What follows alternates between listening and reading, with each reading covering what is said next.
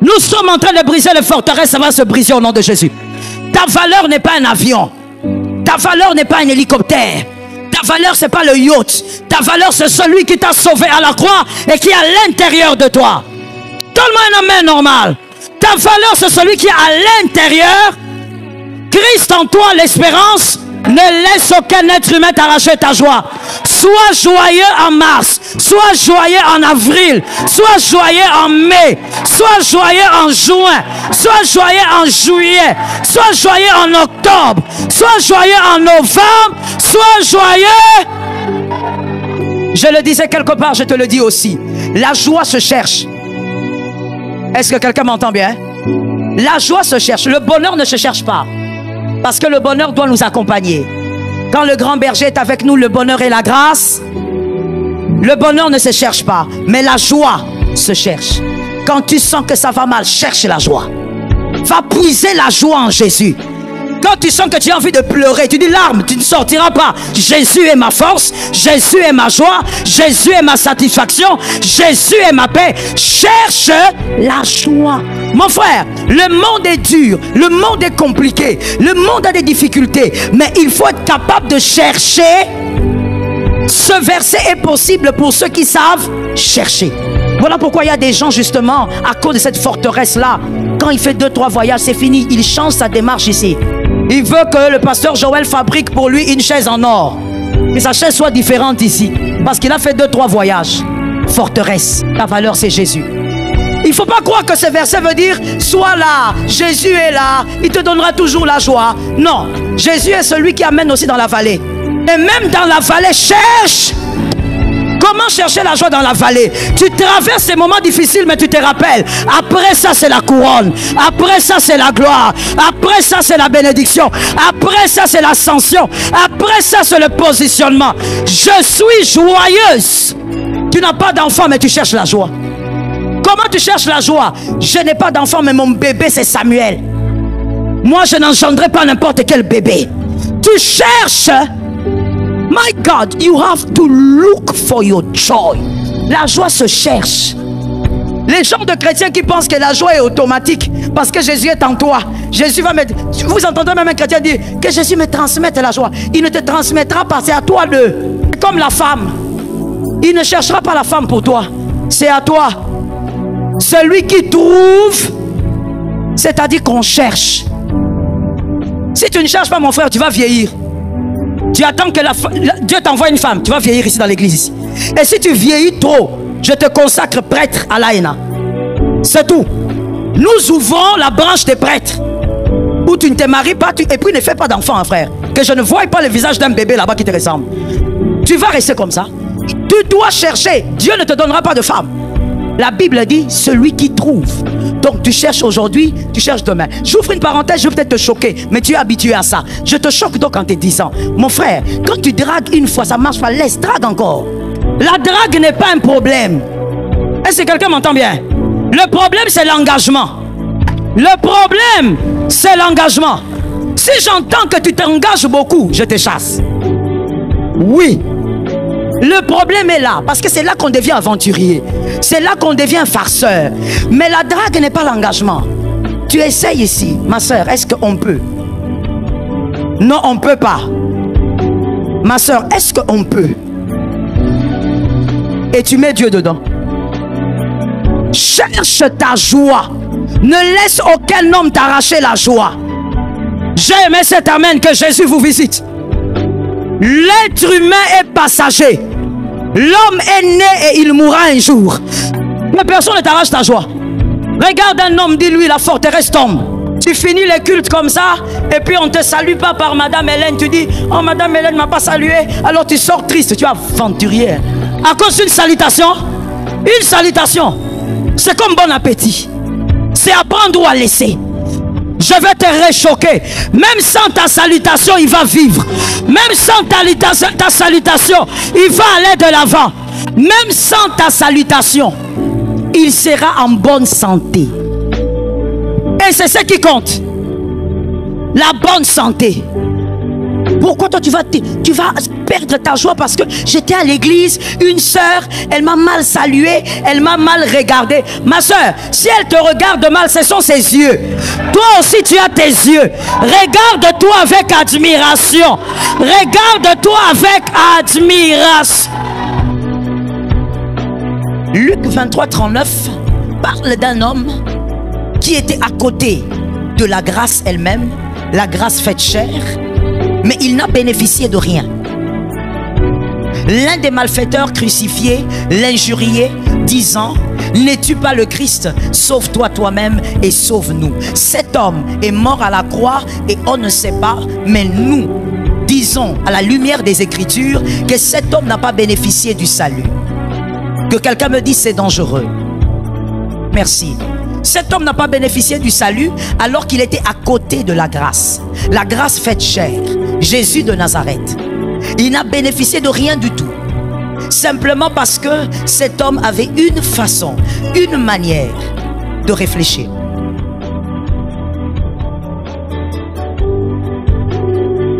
Il y a une chose plus redoutable que la sorcellerie, que l'occultisme, que le lien de famille, que les malédictions ancestrales. Il y a une chose plus dangereuse que toutes ces choses que généralement effrayent les chrétiens. Il y a une arme plus redoutable que toutes ces choses. Cette arme, c'est la seule arme qui en réalité devrait effrayer tout chrétien ici, et vous et moi. C'est la seule arme qui devrait attirer toute notre attention. Plus que la malédiction familiale, les liens, les pactes. J'enchaîne, je lis, je brise. Toutes ces choses-là, il y a pire que ça. Que quelqu'un me dise, il y a pire. Parle avec obéissance, dis-moi, il y a pire. Cette chose est la chose que j'appelle une arme ce matin, parce que c'est une véritable arme. Et c'est la seule chose qui a fait de Lucifer Satan. Tu ne devrais pas craindre ce que tu peux chasser au nom de Jésus. Je suis d'accord avec toi, tu as compris. Les démons de famille, tu peux le chasser au nom de Jésus. Et il va partir. Les liens de famille, tu peux le briser au nom de Jésus et ça va se briser. Les malédictions ancestrales, oh, ça nous suit depuis 20 générations. Mon frère, tu peux le briser au nom de Jésus et ça va se briser. Mais il y a une chose qui ne va pas se briser si tu dis au nom de Jésus. C'est la chose qui a fait de Lucifer Satan. Et c'est la chose que toi tu devrais craindre. C'est la chose qui devrait t'effrayer. Parce que si cette chose a pris un ange parfait et a fait de lui l'ange déchu, ça devrait te faire réfléchir. Comprenons d'abord ceci. Allons-y mollo. Lucifer, en latin, ce mot en réalité vient du mot latin. Lucifere. Lucie veut dire lumière. Fere veut dire porteur ou porter. Et donc, Lucifer, le porteur de lumière. Le porteur de lumière est devenu Satanas. Satanas, Satan. Comment? Ésaïe 14, 12 à 15. Jusque-là, je n'ai pas donné le sous-thème d'aujourd'hui, vous l'aurez tout à l'heure. Ésaïe 14, 12 à 15. Voici comment Luciféré est devenu Satanas. Te voilà tombé du ciel, astre brillant, fils de l'aurore. D'où vient le nom Lucifer? Tu es abattu à terre, toi le vainqueur des nations. Voyez comment il était puissant. Voyez comment il avait de l'autorité. On l'appelle dans la Bible les vainqueurs des nations. Tu disais en ton cœur, je monterai au ciel, j'élèverai mon trône au-dessus des étoiles de Dieu. Les étoiles de Dieu, c'est une métaphore, on parle aussi des anges. Je m'asseillerai sur la montagne de l'assemblée, à l'extrémité du septentrion. Je monterai sur les sommets des nuées. Je serai semblable. Merci pour l'obéissance. Je serai semblable Ça nous suffit là-bas. Il voulait être semblable au Très-Haut. Il quitte de Lucifer, l'astre brillant, à Satanas. Satanas qui veut simplement dire adversaire, ennemi. Mais qu'est-ce qu'il a amené là? On l'a lu. Je suis sûr que vous l'avez lu avec moi. Mais on va épingler la chose. Le verset. L'arme la plus redoutable. Qu'est-ce qui a transformé cet être? Ésaïe 14, 13. Donnez-nous le 13. On va tous lire ce verset. Ésaïe 14, 13. Je disais, il est écrit, je disais, tu disais, on reprend, 1, 2, 3, tu disais. Ok, les désobéissants, s'il vous plaît, lisez ensemble, hein, parce qu'il y a toujours des personnes qui ont un problème d'obéissance. Et d'ailleurs, tu vas constater ce matin que c'est très important d'obéir. On y va, 1, 2, 3. Merci. Ça commençait où? Le cœur. Le cœur. Le cœur. Proverbe 4, 23. Verset de l'école du dimanche. Proverbe 4, 23. Proverbe 4, 23. Garde ton cœur.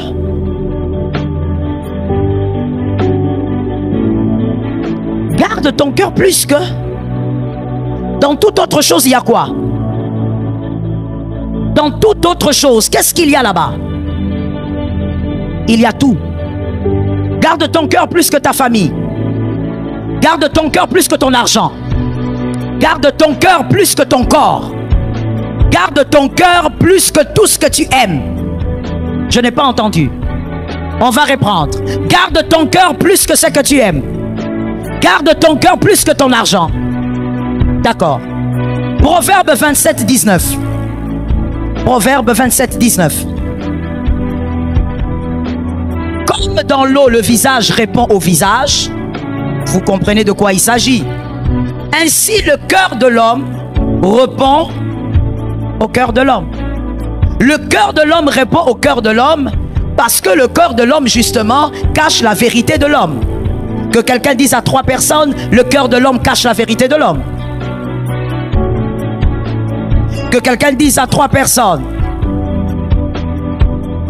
le cœur de l'homme cache la vérité de l'homme. Ainsi, la Bible est en train de dire, garde ton cœur plus que toute autre chose. Parce que c'est de ce cœur que sortent quoi? Les sources de la vie. Si les sources de la vie ne sont pas gardées, ça se transforme en source de destruction.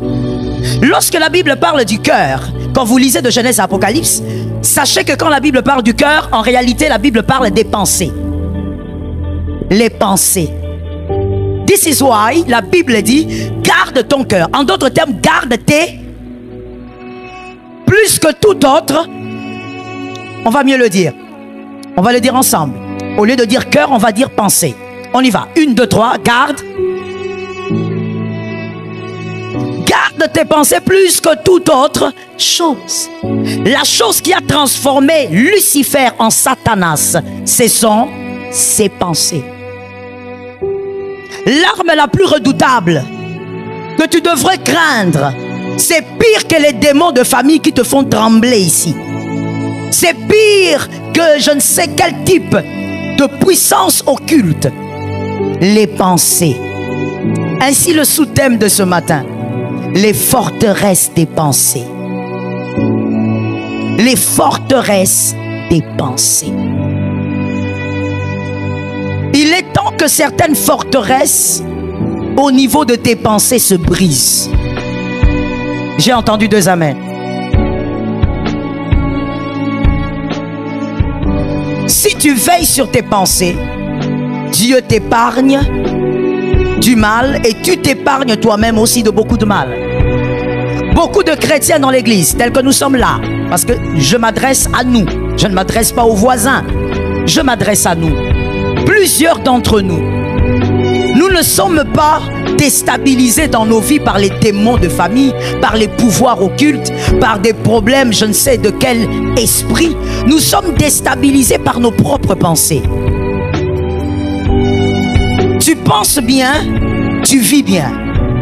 Tu penses mal, tu vis mal. Est-ce que quelqu'un m'entend?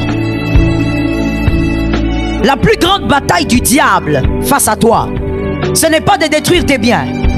Ce n'est pas de te tuer. Il sait qu'il ne pourra pas te tuer. Là, ça tombe sur toi, tu as été vigilant. Il sait qu'il ne pourra pas te tuer. Tu es entre les mains de Dieu. La plus grande bataille donc du diable sur ta vie, c'est de détruire tes pensées. De fermenter tes pensées. Prenons l'écriture. Matthieu 12, 24. Dans Matthieu 12, 24, on présente Lucifer autrement encore une fois. Après avoir été Satanas à cause de ses pensées, là encore on le présente autrement. On l'appelle Belzébul. Belzébul signifie le seigneur des mouches. Le seigneur des mouches. Mouche comme moustique. Mouche. Le seigneur des mouches. Pourquoi il est Belzébul? Les mouches font beaucoup de choses. Mais parmi les choses que les mouches font, lorsqu'ils se posent sur les aliments, ils accélèrent la décomposition. Les mouches, quand ils se posent sur votre nourriture, il y a beaucoup de probabilités pour que la décomposition soit accélérée. Et là, on appelle le diable Belzébul, le seigneur des mouches. C'est-à-dire, lui, il ne décompose pas ta famille. Il ne décompose pas tes relations. Il décompose tes pensées. S'il décompose tes pensées, s'il fermente tes pensées, il sait que toi-même, tu vas détruire ta famille. Il sait que toi-même, tu vas détruire ta vie spirituelle. Tu n'auras pas besoin d'un démon pour ça. Il sait que toi-même, tu vas détruire tout ce que Dieu t'a donné. Parce que celui qui pense mal vit. Que Jésus te donne la victoire. Et donc, il travaille pour déstabiliser les pensées. La plupart des chrétiens que nous sommes, nous venons dans les églises, nous prions, nous jeûnons, mais seulement nous ne faisons pas attention à l'arme la plus puissante que même le diable utilise tous les jours. Ce sont nos pensées. Or, la Bible a dit, garde ses pensées plus que toute autre chose. Ne sois pas donc captif du diable au niveau de tes pensées. Il y a des forteresses, des pensées qui doivent être brisées ce matin. Je suis d'accord avec toi. Il y a des forteresses qui doivent être brisées. Écoutez même le mot, forteresse. Le diable s'organise pour qu'au niveau de tes pensées, la vérité de Dieu n'entre pas. Que le mal reste là. Et que le mal aussi soit tous les jours détruit par plusieurs mensonges. Que Dieu te délivre. Et donc, il y a une balance ici devant nous. Cette balance représente vos pensées. Et normalement, voici la volonté de Dieu. C'est que ça, c'est la parole de Dieu. La parole de Dieu, même si elle ne pèse pas beaucoup. Voilà. La parole de Dieu doit peser au niveau de votre être. Dans la balance de la pensée, la parole de Dieu doit être plus pesante que autre chose. Je veux mieux le dire pour celui qui dort. La parole de Dieu doit être plus pesante que la philosophie du monde, que l'intelligence du monde, que la science. La parole de Dieu doit peser plus que toute autre pensée, afin de vaincre les forteresses placées par le diable. La parole de Dieu doit peser plus que les fausses religions. Pendant que tu le dis, Dieu te donne la victoire dans ce domaine. Nous sommes dans une église où il faut comprendre les mystères spirituels. La parole de Dieu doit peser plus que les faux ministères. Que tu sois capable par ta pensée de détecter quand un ministère est faux. Et de ne pas partir comme ça, comme un mouton. Non. De savoir que là, même si on parle de toute ma vie avec précision, Dieu n'est pas là-bas. Ça tombe sur celui qui a entendu. La parole de Dieu doit peser plus que les fausses religions, les faux ministères, la fausse morale. C'est ce que nous vivons dans le siècle présent. Beaucoup de fausses morales. Non, vous savez, d'ailleurs, je préfère encore un ange que je ne connais pas, plutôt un démon que je ne connais pas, qu'un ange. La fausse morale. C'est là où le diable vous amène. Doutez de tout. Est-ce que vous êtes sûr vraiment que quelqu'un peut vivre avec une seule femme? Non, non, non, non, non, c'est pas sûr. Un homme ne peut pas vivre avec une seule femme. Forcément, un homme a été créé pour vivre avec plusieurs femmes. Oui, c'est ça. Vous commencez à douter. Est-ce qu'une femme fidèle existe? Mais non, une femme fidèle n'existe pas. Vous commencez à douter. Est-ce qu'il peut arriver qu'un adolescent finisse son adolescence sans rébellion? Non, non, non, c'est impossible. C'est, voyez, psychologiquement parlant, vous commencez à douter. Il est possible qu'un adolescent finisse l'adolescence sans rébellion. Ça tombe sur quelqu'un qui a compris. Il est possible, si tu n'as jamais vécu, je te le dis, je sais ce que je dis. Il est possible qu'une adolescente commence l'adolescence, termine son adolescence sans être une rebelle. Donne-moi un amen de guérison.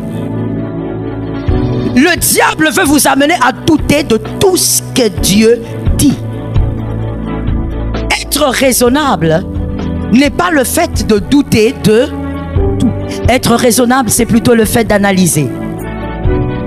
Voilà pourquoi il est écrit: ne refoulez pas, ne méprisez pas les prophéties, mais discernez, analysez.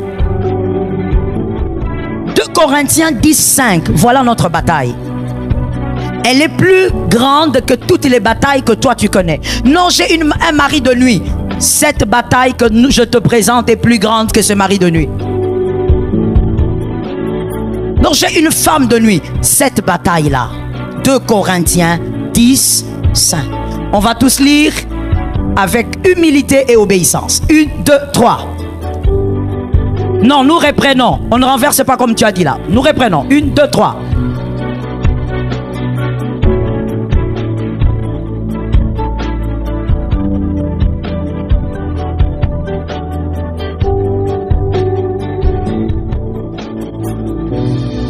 Est-ce que quelqu'un a capté ça? Je crois que celui qui n'a pas dit amen n'a pas compris l'écriture. On va relire pour celui qui n'a pas compris l'écriture. Nous renversons les raisonnements.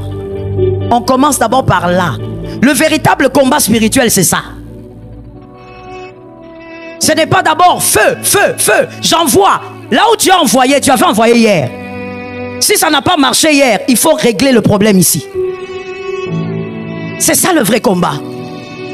Non, le sorcier là de ma famille, je le ligote, mon frère. Tu l'avais ligoté hier. Jusqu'à aujourd'hui, tu continues à le ligoter. Donc le vrai problème, c'est ici. Nous renversons les...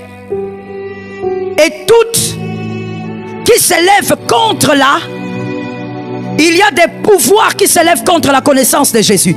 Nous les renversons par l'autorité du Saint-Esprit. Il y a des pouvoirs qui s'élèvent contre la vérité que tu dois connaître pour que tu vives ta chrétienté. Il y a des esprits qui combattent tes pensées pour que tu ne connaisses jamais la vérité dans sa totalité. Listen well. Celui qui connaît la moitié de la vérité ne connaît pas la vérité. La vérité ne doit pas être connue à moitié, car sa puissance ne sera pas totale. La vérité, son pouvoir, c'est dans sa totalité. Dis ça à quelqu'un. La connaissance de Dieu. Et nous amenons toute et la pensée de ton voisin captive. Et la pensée des membres de ta famille captive.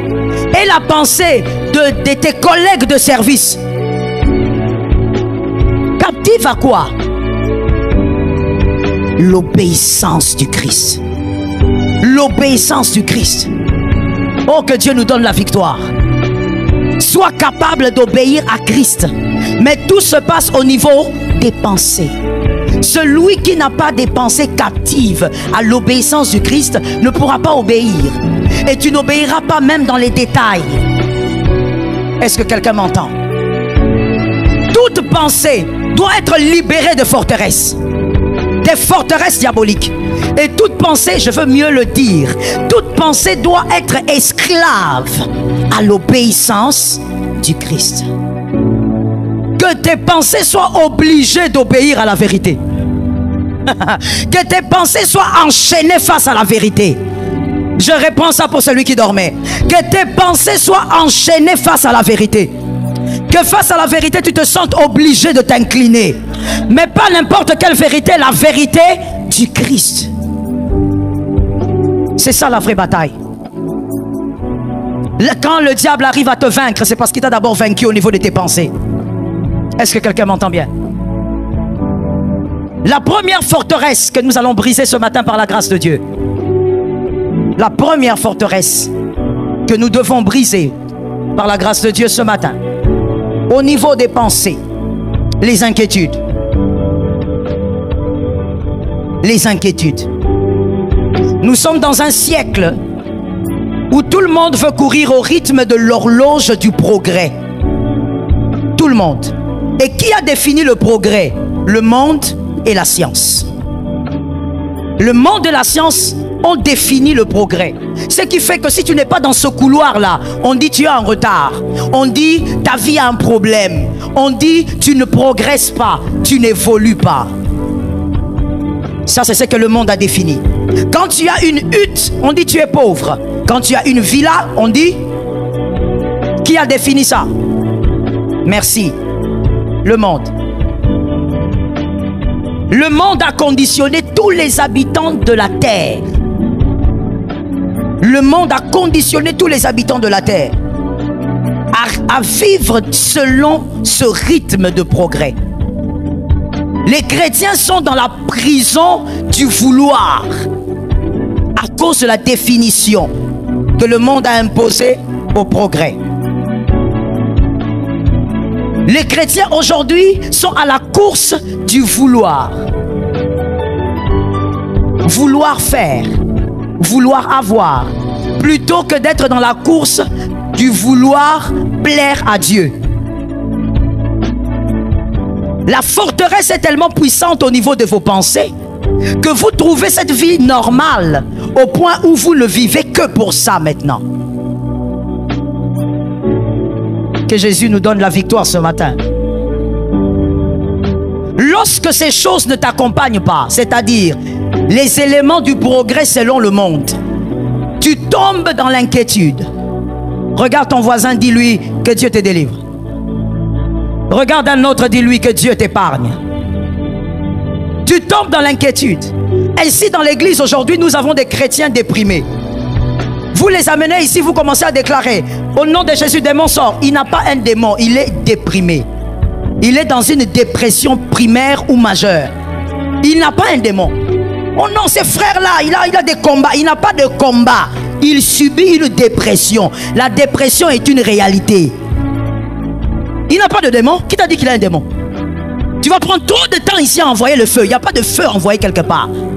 Oh non, tu as des démons tellement majeurs que on a prié 2 semaines, ils partent pas, il faut augmenter.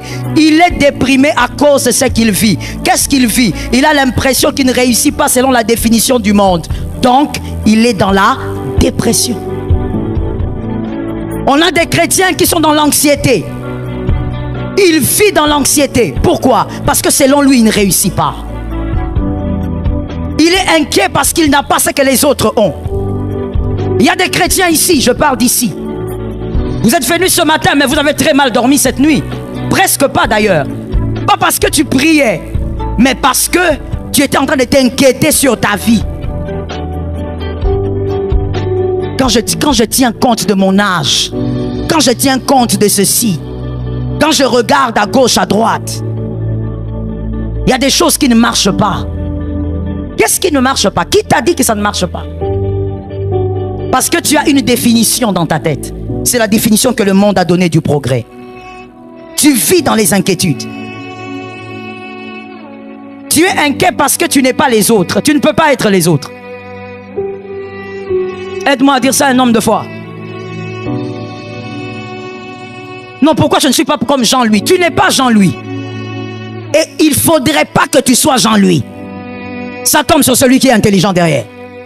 Non, mais pourquoi je n'ai pas la vie de Marie? Tu n'es pas Marie, ne cherche pas à être Marie. Si tu deviens Marie, c'est un mal. Tu Tu ne peux pas être mari. Est-ce qu'on prend l'écriture? On prend l'écriture. Soyez des bons étudiants, on écrit, on lit et on avance. On prend l'écriture. Romains 12, 4. Romains 12, 4. Car comme nous avons plusieurs membres, on parle du corps, dans un seul corps, et que tous les membres n'ont pas la même, la main ne doit pas être le pied. Qui aimerait que son pied, pendant ce culte, devienne une main? Non, j'ai demandé tellement de lever la main. Qui aimerait ce matin, tout de suite là, que sa tête devienne le dos?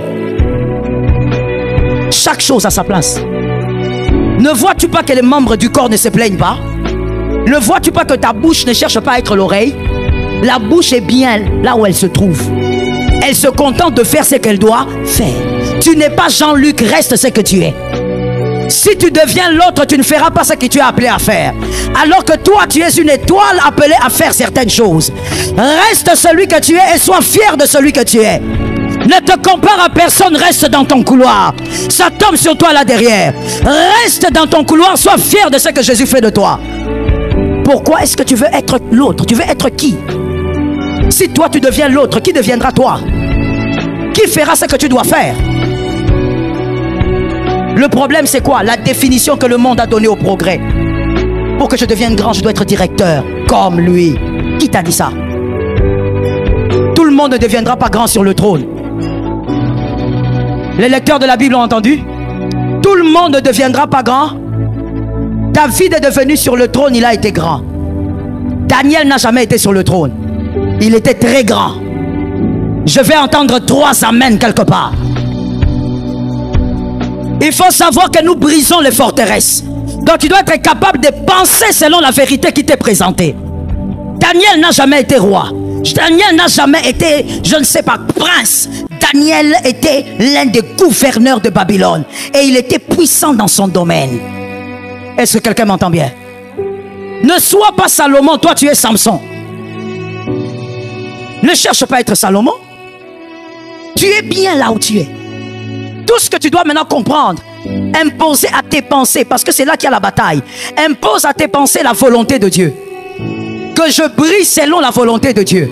Que je ne brille pas selon les hommes, que je brille selon la volonté de Dieu.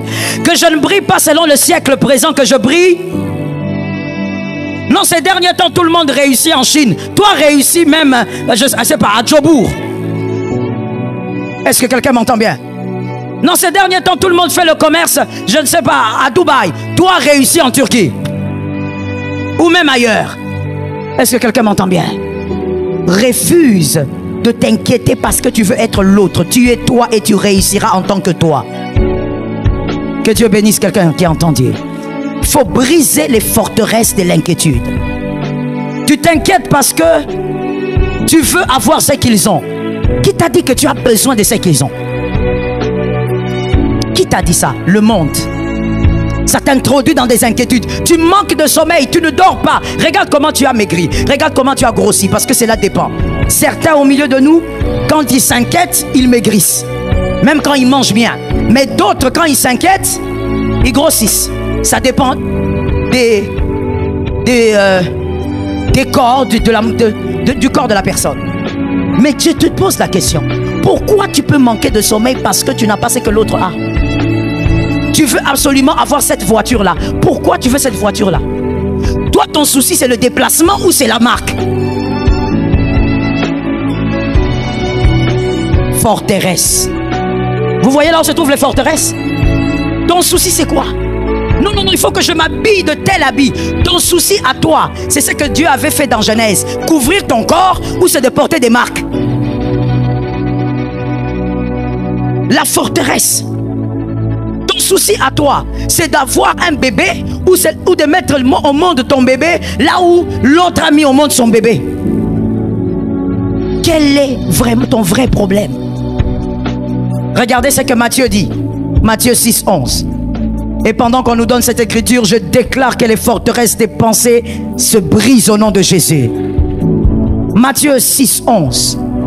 Donne-nous aujourd'hui notre pain quotidien.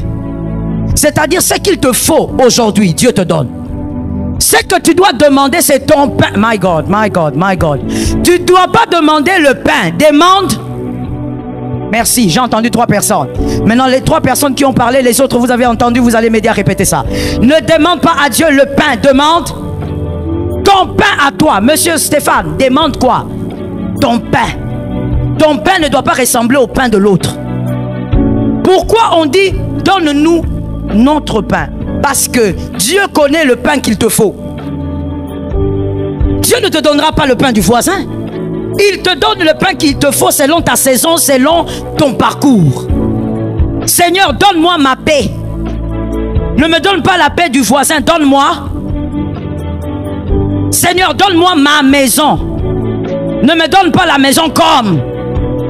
Ne me donne pas aussi parce que l'autre a. Donne-moi mon. Dans le pain quotidien, il y a aussi un autre mystère. Il y a ce mystère qui dit, donne-moi ce qu'il me faut. Ne demande pas ce que tu veux. Demande ce qu'il te faut. Il faut apprendre à demander ce qu'il vous faut. Les enfants demandent ce qu'ils veulent. Les adultes demandent ce qu'il faut. Ils font la différence entre le plaisir et l'essentiel. Demande à Dieu ce qu'il te faut. Ne demande pas à Dieu d'aller, de voyager, parce que tout le monde voyage. Demande à Dieu d'être sur le lieu de ta prédilection. Est-ce que quelqu'un m'entend bien? Ainsi, il y a des gens, my God, que quelqu'un regarde son voisin et dise que cette forteresse se brise. Regarde un peu quelqu'un derrière, s'il te plaît, que cette forteresse se brise. Il y a des gens, regardez, vous êtes anxieux, vous êtes déprimé, vous êtes même devenu, je sais pas, vous êtes devenu même somnambule. Vous vous réveillez la nuit, vous marchez partout sans savoir que vous êtes devenu somnambule, tellement que vous souffrez au niveau de votre psychique. Votre problème c'est quoi? Je dois aller à Paris. Paris. C'est quoi votre problème? J'ai entendu quelqu'un dire, je ne sais pas trop le répéter en lingala, je risque de mal gaffer ici. J'ai entendu quelqu'un dire, je paraphrase, non pasteur, vous savez, c'est la dette des yeux. Voilà. Qu'est-ce que ça veut dire ça? Qu'est-ce que ça veut encore dire? Vous n'allez pas quelque part parce que vous avez envie d'aller. Celle qui voulait aller quelque part parce qu'elle avait envie d'aller avait été déviergée. Elle a perdu sa virginité parce qu'elle aimait se promener. Elle s'appelait Dina, la seule fille de Jacob. Il n'avait qu'une seule fille et la seule fille s'est fait dévierger. Pourquoi? Elle voulait aller là où les autres allaient, sans comprendre la volonté de Dieu pour elle. Fais attention à là où tu veux aller. Tu vas faire dévierger ta destinée. Fais attention. Si tu dois aller en Allemagne, que ce soit parce que Dieu veut te voir là-bas. Est-ce que quelqu'un m'entend bien? Il y a des pays que je ne force jamais à aller. Pourquoi? Mais parce que je ne suis pas appelé à aller là-bas. Pourquoi je veux aller là-bas? Si on m'appelle pour aller prêcher, d'accord, je vais prêcher et je rentre. Toi, tu veux mordicus, je dois absolument aller à Brazzaville. Mon frère, calme-toi. Cherche la volonté de Dieu dans ce que tu fais. Et ça va te délivrer des inquiétudes. Imaginez-vous quelqu'un qui déprime simplement parce qu'il n'a pas de visa. C'est quoi ton problème? Tu n'as pas la carte d'électeur. J'étais en train de poser une question intelligente ici. Est-ce que tu n'as pas de carte d'électeur? Mais c'est bon, dis à ton voisin, ça suffit. Tu as la carte d'électeur, on sait que tu envoies, tu es congolais, c'est bon. Tu veux quoi? Vous savez pourquoi vous avez même du mal? Vous voyez même là, on a ri, hein? Mais il y a des gens qui ont du mal. Il y a des gens qui ont dit non, non, non, non. Tu sais pourquoi? Parce que tu penses que ta valeur, c'est Paris, c'est France, c'est... Non, ça n'a rien à voir. Le diable a placé des forteresses en toi, te faisant croire que si tu fais ça, ta valeur augmente. Non, la valeur d'un homme n'est pas un avion. Donne-moi un amen que je parle. Donne-moi un amen que je parle. Nous sommes en train de briser les forteresses, ça va se briser au nom de Jésus. Ta valeur n'est pas un avion. Ta valeur n'est pas un hélicoptère. Ta valeur, ce n'est pas le yacht. Ta valeur, c'est celui qui t'a sauvé à la croix et qui est à l'intérieur de toi. Donne-moi un amen normal. Ta valeur, c'est celui qui est à l'intérieur, Christ en toi, l'espérance. Dis ça encore une deuxième fois. Une troisième fois. C'est ça ton espérance. Voilà pourquoi il y a des gens justement, à cause de cette forteresse-là, quand il fait 2-3 voyages, c'est fini. Il change sa démarche ici. Il veut que le pasteur Joël fabrique pour lui une chaise en or. Et sa chaise soit différente ici. Parce qu'il a fait 2-3 voyages. Forteresse. Ta valeur, c'est Jésus. Est-ce que quelqu'un m'entend bien? Le diable vous amène dans les inquiétudes parce qu'il voudrait vous voir pécher contre une chose. 1 Thessaloniciens 5,16. 1 Thessaloniciens 5,16. Il veut que vous puissiez pécher contre cette vérité. Soyez toujours. Dis-le à quelqu'un. Répète ça encore à ton âme. Je le disais quelque part, je te le dis aussi. La joie se cherche. Est-ce que quelqu'un m'entend bien? La joie se cherche. Le bonheur ne se cherche pas. Parce que le bonheur doit nous accompagner.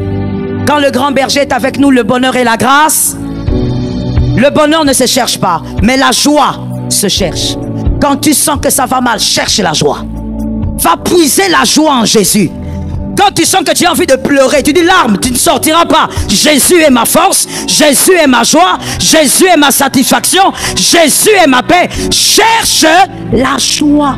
Mon frère, le monde est dur, le monde est compliqué, le monde a des difficultés, mais il faut être capable de chercher. Ce verset est possible pour ceux qui savent chercher. Il ne faut pas croire que ce verset veut dire sois là, Jésus est là, il te donnera toujours la joie. Non, Jésus est celui qui amène aussi dans la vallée.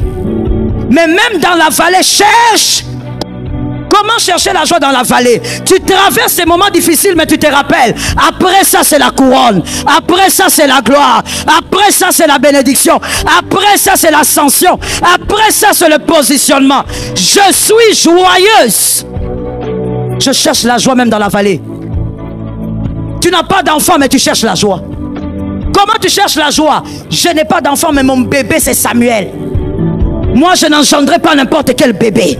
Tu cherches. My God, you have to look for your joy. La joie se cherche. Les gens de chrétiens qui pensent que la joie est automatique parce que Jésus est en toi. Jésus va mettre. Vous entendez même un chrétien dire que Jésus me transmette la joie. Il ne te transmettra pas, c'est à toi de. C'est comme la femme. Il ne cherchera pas la femme pour toi. C'est à toi. Celui qui trouve, c'est-à-dire qu'on cherche. Si tu ne cherches pas, mon frère, tu vas vieillir. Tu attends que Dieu t'envoie une femme. Tu vas vieillir ici dans l'église. Et si tu vieillis trop, je te consacre prêtre à l'AENA. C'est tout. Nous ouvrons la branche des prêtres. Où tu ne te maries pas, et puis ne fais pas d'enfant, hein, frère. Que je ne voie pas le visage d'un bébé là-bas qui te ressemble. Tu vas rester comme ça. Tu dois chercher. Dieu ne te donnera pas de femme.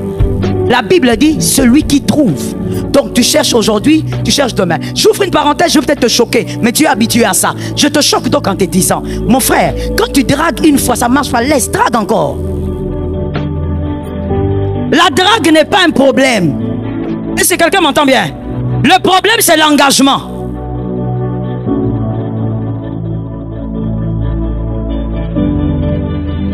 Le problème, c'est l'engagement.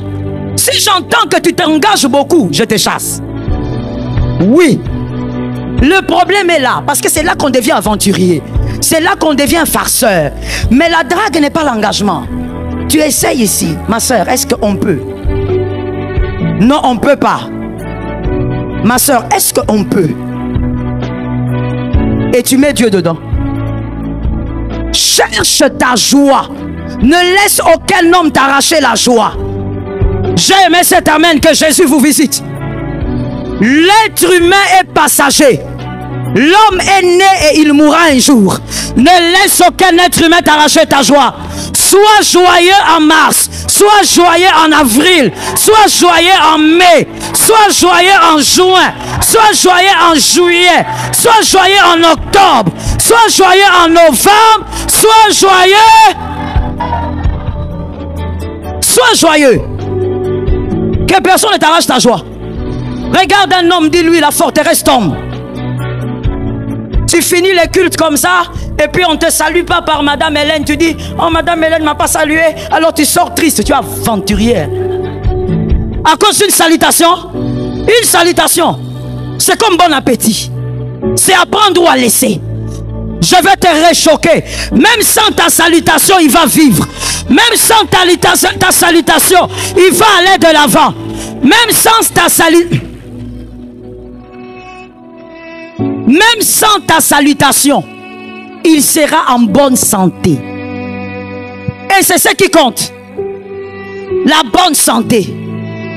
Pourquoi toi tu vas perdre ta joie parce que j'étais à l'église, une sœur, elle m'a mal salué, elle m'a mal regardé. Ma sœur, si elle te regarde mal, ce sont ses yeux. Toi aussi tu as tes yeux. Regarde-toi avec admiration. Regarde-toi avec admiration. Si toi je te parle, on ne tue pas sa joie à cause des hommes. Il y a même des hommes qui me choquent, qui disent à leur femme, j'étais en prière, tu m'as sorti de ma prière. Ta femme te sort de la prière. Monsieur, tu es aventurier. Je suis désolé de te le dire en face, mais il faut que quelqu'un te le dise. Parce que si le pasteur ne te le dit pas, personne ne va te le dire. Tu es aventurier, monsieur. Tu permets à une femme de te sortir de la prière. Parce que ta femme a dit quelque chose, parce que ta femme t'a énervé. Mon frère, quand on te dit une chose qui te mécontente, regarde ta femme, dis-lui, je ne suis pas d'accord. Tu as entendu? J'ai entendu. Rentre en prière. Que personne ne te vole ta joie. Qu'aucun homme ne te vole ta joie. Voilà pourquoi je vous interdis, oui, je me permets, sur cette estrade, en tant que pasteur, si je suis ton pasteur, je t'interdis d'écouter le pseudo-prophète. Je t'interdis. N'écoute pas les pseudo-prophètes. Ceux qui n'ont rien à dire et qui ouvrent la bouche pour dire n'importe quoi. N'écoute pas celui qui t'arrache ta joie. Il vient, il te dit, sur ta tête, il y a les démons des familles, des grands-pères, des démons de ceci. On n'en a pas besoin. Jésus est là, c'est l'essentiel. Jésus est là et la victoire est certaine. Jésus est là, ça va marcher. Après avoir écouté un prophète, on ne peut pas être dans la peur. Ça devient diabolique. J'assume ce que j'ai dit. Ce prophète-là est vérifiable. Il faut le rechecker. Un homme de Dieu, quand il te donne un message, ça ne doit pas t'introduire dans la peur, car la peur est l'arme la plus redoutable du diable. Celui qui a peur est une proie facile pour le diable. Tout ce qui te fait peur, éloigne-toi de ça. Je répète la phrase pour celui qui dort. Tout ce qui t'effraie, éloigne-toi de ça. Attache-toi à la parole qui te donne la force. Ainsi il est écrit, je connais les projets que j'ai formés sur vous. Ah, même s'il y a les démons des familles, il connaît le projet. Même s'il y a les... Ah, est-ce que je parle à un enfant de Dieu? Même s'il y a les liens des familles, il connaît le projet. Même s'il y a les pactes ancestraux, il connaît le projet. Projet de paix, afin de vous donner, cette année tu as de l'avenir. Cette saison est ta saison. Tu as de l'avenir au nom de Jésus. Assieds-toi avec. La forteresse tombe. Tu n'as pas à t'inquiéter, tu es un Dieu. Où est-ce que le diable veut t'amener dans l'inquiétude? Au-delà de tout, il veut te faire douter de ton père. Alors que tu es un père. Celui qui s'inquiète, c'est celui qui ne fait pas confiance en son père. Celui qui a un père ne s'inquiète pas. Il compte sur son père pour régler le problème. Est-ce que quelqu'un m'entend? Lorsque tu as un père, tu ne t'inquiètes pas sur les frais scolaires. Tu sais qu'il va régler ça. Il y a des gens qui ont des enfants ici. Est-ce que vos enfants s'inquiètent de ce qu'ils vont manger après le culte? Ils sont là à l'école du dimanche, hein, ils font la belle vie là-bas. Si on va là-bas les filmer, ça sera catastrophique. Au lieu même de réciter les versets, ils sont en train de danser, de tournoyer.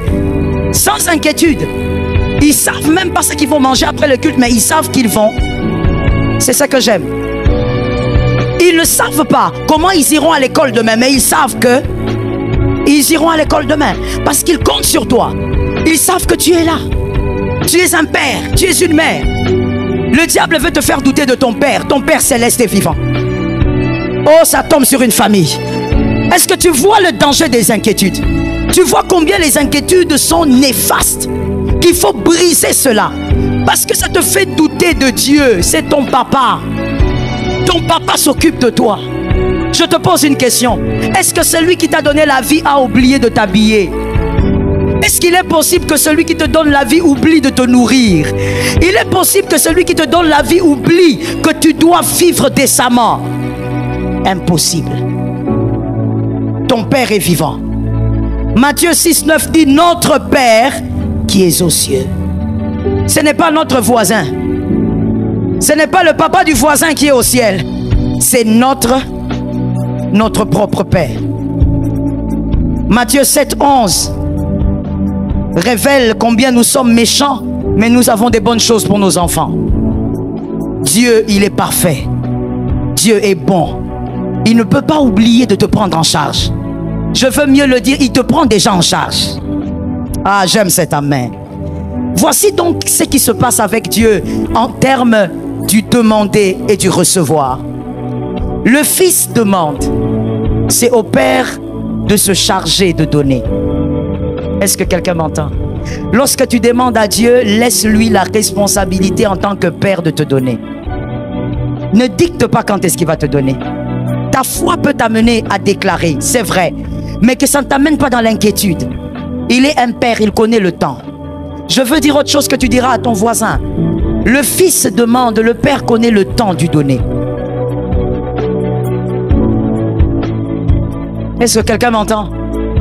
Il y a des personnes ici, si Dieu vous donne ce que vous demandez tout de suite, vous redevenez païen. Je sais que si je te demande, tu diras non, jamais, pasteur. Non, moi j'aime Dieu. Mon frère, tu vas m'aider à répondre à cela toi-même. Je te réponds par une question.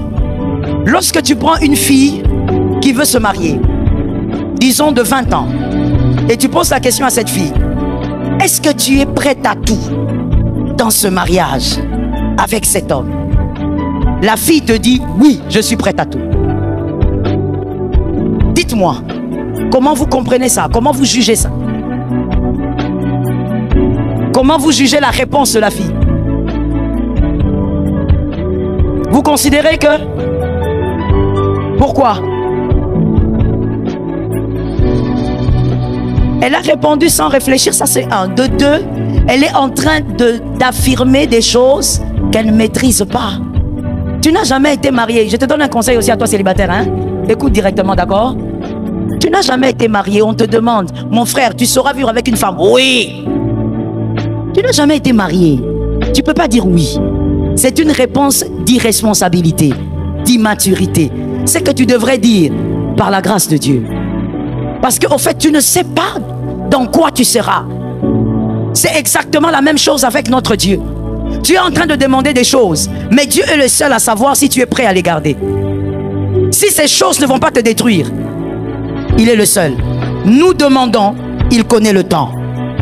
Au nom de Jésus, nous brisons les forteresses d'inquiétude. Au nom de Jésus, je détruis les forteresses d'inquiétude. Je donne la dernière forteresse et on va prier. La dernière forteresse qu'on va briser ce matin. La forteresse de la captivité. La forteresse de la captivité. Un chrétien qui dit: je suis captif du mal. Jean 8, 36. Donnez-nous l'écriture. Jean 8, 36. Jean 8, 36. Si donc le Fils vous a franchi, vous serez... Qui a été affranchi? Es-tu libre? Mais vous voyez, j'entends des réponses hésitantes là. Il y a une forteresse quelque part. Est-ce que tu es libre? Si le Fils, il dit bien, si donc le Fils vous affranchit, vous serez... C'est une forteresse très dangereuse que de croire que vous pouvez être captif. Vous ne pouvez pas être captif. Ça tombe sur toi. Et c'est normal ces amens diminuer parce qu'il y a beaucoup de forteresses. Tu ne peux pas être captif du diable. Colossiens 2, 14. Aujourd'hui, les chrétiens, nous souffrons de ça. Colossiens 2,14. Il a effacé l'acte dont les ordonnances nous condamnaient et qui subsistait contre nous. Il a détruit en les clouant. Est-ce qu'on est d'accord avec cette écriture? Lorsque tu fais un songe bizarre où tu as l'impression que tu es enfermé quelque part, que tu es attaché quelque part, que tu es condamné à une réalité, ce qu'il faut faire, mon frère, ma soeur, aucun chrétien m'écoute et que cette forteresse tombe. Ce qu'il faut faire, ce n'est pas de courir chercher un pasteur. Ce qu'il faut faire, ce n'est pas de commencer à prier fire, feu, je détruis, j'envoie. Ce qu'il faut faire, c'est commencer par comprendre la pensée. Ça, avant de dire comprenez, qu'est-ce qu'il faut commencer à comprendre? Il faut commencer à comprendre Jean 8, 32. Comprenez d'abord cette écriture, maîtrisez cette écriture. Jean 8, 32. Mon frère, il y a certains démons qui viennent chez toi, pas parce que tu as ouvert, je veux mieux le dire, pas parce que tu as péché, mais parce que tu as ouvert une brèche au niveau de tes pensées. Ce que tu crois t'arrive. Est-ce que quelqu'un m'entend? Jean 8, 32 dit quoi? Vous connaîtrez. Et est-ce qu'on peut le dire 3 fois tous ensemble? C'est un verset de l'école du dimanche. On y va. 1, 2, 3. Vous. 2 avec puissance. 3 avec force. Nous avons dit Amen. Ok. Maintenant, on va voir la vérité. C'est quoi? Vous connaîtrez la vérité vous affranchira. À partir d'aujourd'hui, je veux qu'il y ait des gens qui sortent de cette forteresse et qu'il y ait des personnes dans cette église qui iront contaminer d'autres et que ces autres personnes soient capables de vivre la liberté en Jésus. Est-ce que quelqu'un m'entend? La première vérité à savoir, lorsqu'on parle dans Jean 8, 32, la première vérité à savoir, c'est que vous devez savoir que c'est seul Jésus qui libère. Il n'y a que Jésus qui est le chemin, la vérité et la vie. On ne le mélange avec aucune philosophie. On ne le mélange avec aucune science. Est-ce que quelqu'un m'entend? Seul Jésus libère. Seul Jésus sauve. C'est au nom de Jésus-Christ que vous vivrez votre liberté. C'est la première vérité à savoir. Ce n'est pas l'huile qui te délivre. Il n'y a aucune huile qui sort des démons. Il n'y a aucune huile qui vous délivre des pactes. C'est Jésus qui vous délivre des pactes. Je ne suis pas d'accord parce que j'entends des forteresses résister. Je veux répéter pour que les forteresses se brisent. Il n'y a aucun pasteur qui délivre du mal. Il n'y a aucun pasteur qui sort des forteresses. C'est Jésus de Nazareth qui vous sort des forteresses. Vous devez d'abord savoir que c'est Jésus qui est la vie. Ne le mélangez avec rien d'autre. La deuxième chose à comprendre par rapport à ce verset, vous connaîtrez la vérité. La deuxième chose, c'est que Jésus sera votre lumière. Comme il est écrit, il est la lampe à nos pieds, la lumière sur notre sentier. Jésus sera votre lumière. Je l'explique de manière assez simple pour nous faire comprendre. On peut te dire, vous voulez aller à Delvaux, alors vous connaissez Delvaux et vous dites non. Alors on vous dit, rencontrez Joël, elle vous amènera à Delvaux. C'est ça la deuxième vérité. Rencontrez Jésus et il vous rendra libre. Il vous montrera le chemin pour sortir de certaines choses qui vous retiennent. Est-ce que quelqu'un m'entend? Je vous donne un exemple. Nous sommes dans cette église. Est-ce que je suis prisonnière dans cette église? Non? Non? Non. Je suis libre, n'est-ce pas? Mais si dans ma tête je me dis, je suis dans une prison, je regarde les murs, je suis dans une prison, je n'arrive pas à sortir. Et c'est ce que vous voyez des fois dans vos rêves. Et quand vous les voyez, vous dites, je suis esclave. Vous n'êtes pas esclave. Vous avez vu les murs, mais vous n'avez pas vu la porte. Jésus maintenant qui est la vérité, la deuxième vérité dont on parle, qu'est-ce qu'il fait? quand vous le connaissez, il vous prend. Supportez, hein? Vous allez supporter. Vous allez peut-être tourner le cou, ou je ne sais pas. Jésus vous prend et Jésus fait ça avec vous. Il commence à vous amener. La salle est grande, mais il vous amène. Il vous conduit quelque part. Et là où il vous conduit, c'est vers quoi? Il vous amène vers la porte. Il est la lumière à vos pieds, la lampe sur votre. Jésus vous amène vers la porte. Il vous sort. La porte, elle est là. Vous n'êtes pas prisonnier parce qu'il n'y a pas de geôlier qui a la clé. Est-ce que quelqu'un m'entend? Vous ne pouvez pas avoir Jésus dans votre vie et dire que je suis dans une prison satanique. Vous n'êtes pas dans une prison satanique. Voilà pourquoi, écoutons-nous. Voilà pourquoi des fois quand je déclare sur vous, je ne vous dis jamais commencez à chasser le geôlier là. Je vous dis sors. Parce que si tu ne sors pas d'un endroit que tu considères prison, parce que c'est dans ta tête, si tu ne sors pas, tu seras prisonnier. Pour sortir, il faut que tu décides de sortir. Il n'y a pas de clé à ouvrir. Vous n'écouterez pas ici une prière où je vous dirai prends la clé, commence à ouvrir, ouvre la prison diabolique. Jésus a déjà ouvert toutes les prisons. Jésus a déjà ouvert toutes les prisons. Si tu es dedans, c'est parce que tu veux être dedans. Tu vois ce mari de nuit là, il vient parce que tu le laisses venir. Tout se passe au niveau des pensées. Si tu dis c'est fini, c'est... Jésus a déjà terminé avec. Si tu dis plus jamais cette femme de nuit viendra, c'est fini. Voilà pourquoi ça m'étonne beaucoup des chrétiens. Vous déprimez à cause des femmes de nuit. Tu es là en train de déprimer. Toutes les nuits elle vient. Et les démons là, ils viennent, ils me touchent. Je suis fatigué. Tu es fatigué. Tu ne devrais pas être fatigué. Lève-toi et dis c'est terminé. Ne viens plus jamais. Dis à ton voisin, la prison n'a pas de geôlier. Oh my goodness. Écoute la forteresse. Jésus, libère-moi. Jésus, libère-moi. Qu'il te libère combien de fois? La croix est déjà venue te libérer. Tu dois être libéré combien? Trouve la porte et commence à partir. Je bénis ta foi. Ainsi quand je parle des liens, je ne te dis pas mon frère, coupe les liens, commence à couper. Je te dis, passe. Parce que de toutes les manières, en tant qu'enfant de Dieu, tu passes et tu vas de l'autre côté. Tu n'as plus rien à couper, il a déjà forteresse. Regarde un voisin, dis-lui, cette forteresse tombe au nom de Jésus. Est-ce que tu peux dire à 3 personnes, la forteresse tombe au nom de Jésus? Parle-lui bien, que ça tombe. Est-ce que quelqu'un m'entend? Tout est au niveau des pensées. Mon frère, mon fils, tiens-moi ça.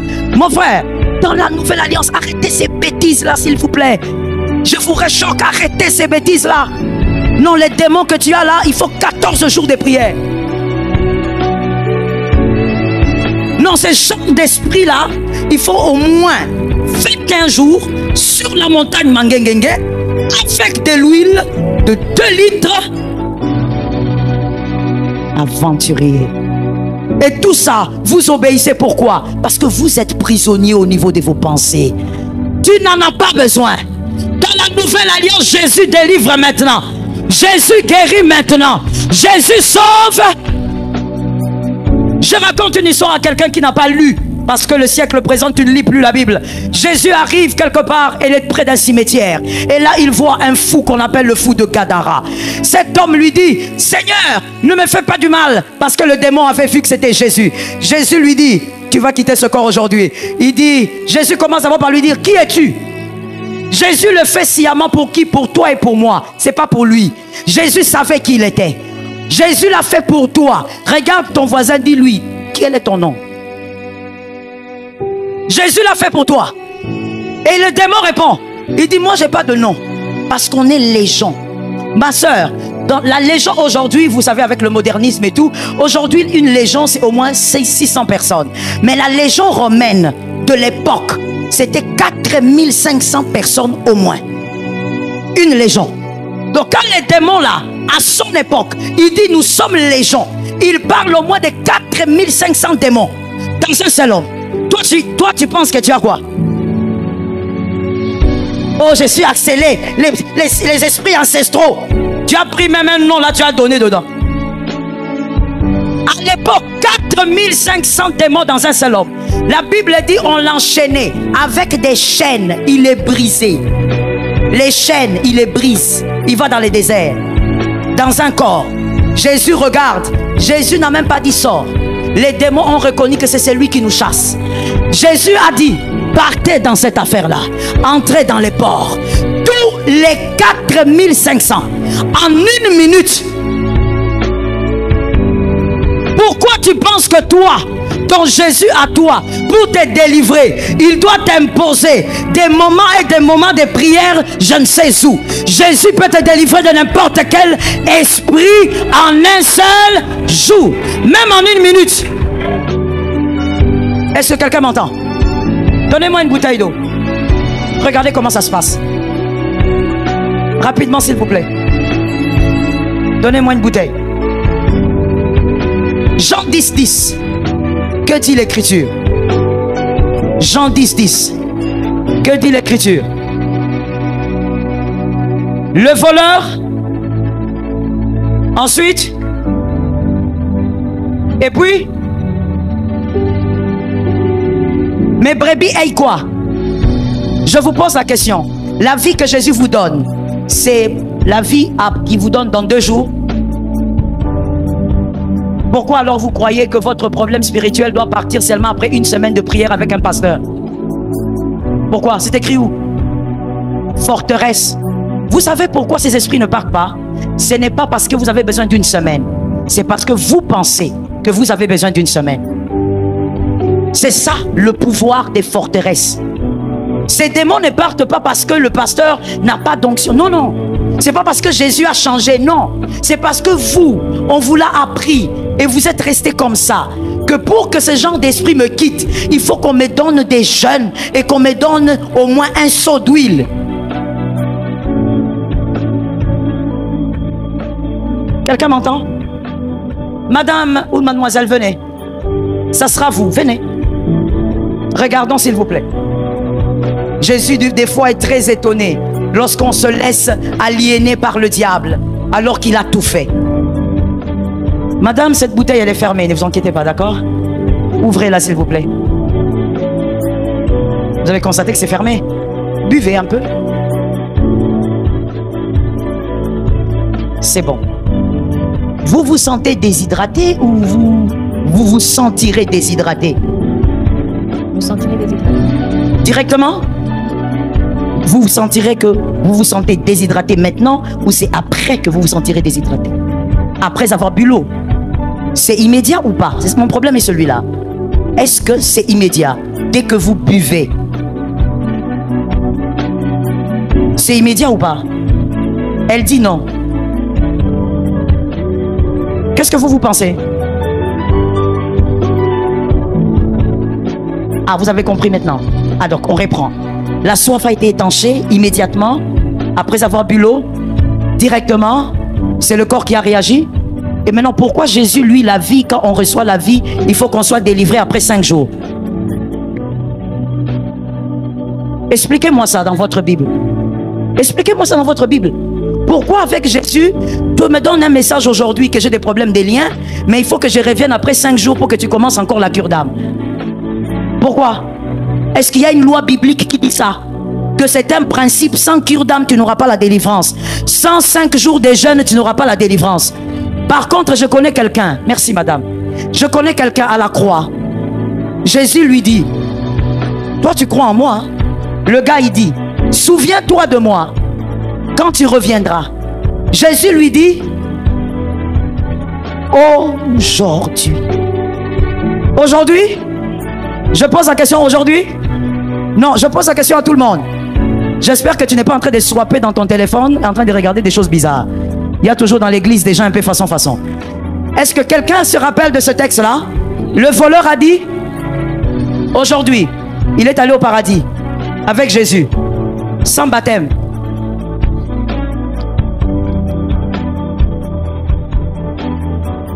Sans baptême. Sans baptême. Le baptême est un point doctrinal. Sans baptême. Il lui dit aujourd'hui, quelqu'un m'a dit 1, sans baptême. 2, sans cure d'âme. Maman, toi avec une petite fille seulement façon, c'était même pas compliqué. Tu as seulement 2, 3 ex seulement que tu vas confesser. Lui, il a tué, il a violé, il a détruit des vies. Jésus ne lui a pas dit, fais d'abord la cure d'âme. Confesse d'abord. Le même jour, le maître de la délivrance, le maître de la délivrance, Jésus est le maître de la délivrance. Et Jésus n'a pas besoin de ta cure d'âme. Je te réchoque. Ce sont ces forteresses-là qui ont fait que même quand Dieu donne l'onction à ton pasteur pour t'aider à vivre une autre étape spirituelle, vous ne vivez pas à cause des forteresses. Tu te dis, il faut qu'on me fasse la cure d'âme. Je dois passer par la délivrance de 25 jours. Le pasteur ne m'a pas imposé la main. Comment les démons vont sortir? Les démons ne sortent pas par imposition des mains. Les démons sortent par le nom, par le nom, par le nom, par le nom. C'est le nom de Jésus qui chasse les démons. Ce n'est pas la main du pasteur Joël. Il n'y a aucune puissance sur cette main. C'est le nom de Jésus qui chasse les esprits. Mais qu'est-ce qui fait? On t'impose les mains. Tu ne vis rien parce que tu as des forteresses. Tu attends qu'on te dise, maintenant, tu vas entrer en jeûne. Mon frère, c'est vrai qu'il est écrit que ce genre d'esprit ne sort que par le jeûne. Mais Jésus est au-delà d'il est écrit. Jésus est le Logos personnifié. Il est au-delà des Écritures. Ainsi, je finis en vous disant ceci. Je donne un exemple maintenant de notre ère pour qu'on se comprenne. À un culte à l'église centrale, on faisait un culte, c'était un vendredi, famille glorieuse. Il y a une dame qui s'approche. Elle vient là où j'étais pendant la prière. Voilà pourquoi j'ai toujours dit pendant le culte, ne te laisse pas influencé par le voisin. Écoute le Saint-Esprit et agis selon le Saint-Esprit. Elle a quitté d'où elle était. La sécurité même était distraite. Elle est venue vers moi. Elle a dit, pasteur déclare, cette fois-ci je dois porter mon bébé. Ça fait 2 fois, non 3 fois que je perds mes bébés. Pasteur Marianne, tu étais là, n'est-ce pas? Elle est là? Elle est de l'autre côté. Il dit, j'ai perdu mes bébés. 3 bébés sont morts. J'ai tellement de problèmes avec ma belle famille. Pasteur, prie. Je lui ai dit, qu'est-ce que Dieu t'a dit? Elle m'a dit, pasteur, Dieu ne m'a rien dit, mais je fais des mauvais rêves. J'ai trop de mauvais rêves. À chaque fois que je perds mes bébés, je vois toujours quelqu'un qui vient et qui prend mon bébé, qui part avec. Et quand je me réveille, la grossesse est sortie. Je lui ai dit, c'est fini. J'ai seulement dit, au nom de Jésus, c'est fini. Et tu sais quoi? Elle a présenté son bébé le jeudi passé. Mais tu sais, qu'est-ce qui a donné à cette femme son bébé? Ses pensées. Maman, d'abord les pensées. Le nom de Jésus a toujours été là.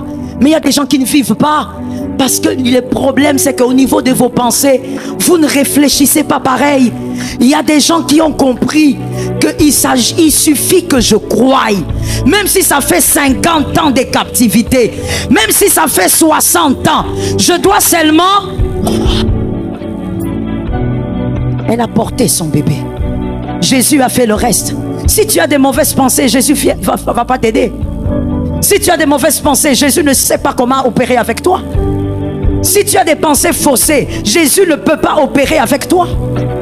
Je dis à quelqu'un, le plus grand problème, ce n'est pas le démon des familles. Au nom de Jésus, il parle. Le plus grand problème, ce sont tes pensées. Aujourd'hui, nous brisons cette forteresse. Jésus délivre et il délivre à n'importe quel moment.